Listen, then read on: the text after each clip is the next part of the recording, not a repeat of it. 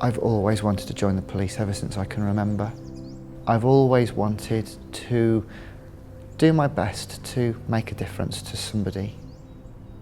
Having a job where you can make a difference, where you are able to offer help, where you are actually able to save life was really important. And I'm still as passionate now as I was 21 years ago. Hi, I'm Skye. I'm PC Skye Morden, and I'm currently a tactical trainer and a taser lead instructor. The most important part of being a police officer, it's having empathy. Even when the world seems to be against you, it's having that compassion. I'm trans. I've always known I'm trans, ever since I can remember. Growing up, I just pretended to be someone I wasn't, and I hid myself away. Every time you see yourself in a mirror, every time you walk past a shop window, you have this feeling of hate, this feeling of anger, of just, that is not me.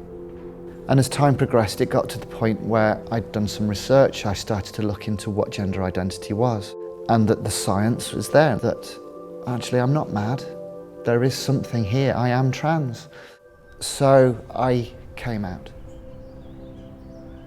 When Skye decided to come out in the police force, I did have some preconceived ideas about how that would be for her. I had a feeling it would be a challenge. I knew that she'd been in the force a long time and that she had a lot of friends there, but I also was concerned that there would be a lot of people who maybe wouldn't understand, who would have their own views, and I was concerned how she would be supported and protected within that. The job has hugely surprised me. My colleagues have been wonderful. I have had so much support and I've had nothing but love. The rest of my experiences with that have not been quite so good. Since I've came out as trans, sometimes I do feel like I'm swimming through a sea of hate. There's been a lot of hate messages out there, but you can ignore those because the really important messages are those emails from parents of children who are struggling with their own gender identity, and those parents who've reached out to Skye to say, what you've done has been amazing and it's really opened my child's eyes and they want to now follow in your footsteps, and that's all thanks to Skye's work. When I came out and I received the absolute avalanche of hate and abuse, I reached out to the police LGBT network and I found a family. They have given me strength, they've given me courage and friendship.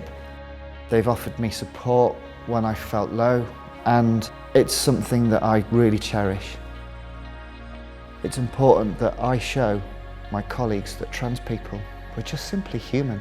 And I need to be visible so that the trans community can see that the police are the trans community, that we are the public and the public are the police, and actually, as Robert Peel wanted, they have a representation. They have somebody that is doing their best to try to make that cultural change.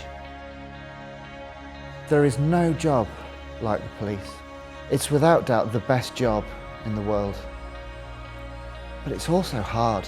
There are some days where you think the world is against you, but you sit back and you think, that day I saved a life. That day I did something that was frightening, unbelievable, scary. But you know what?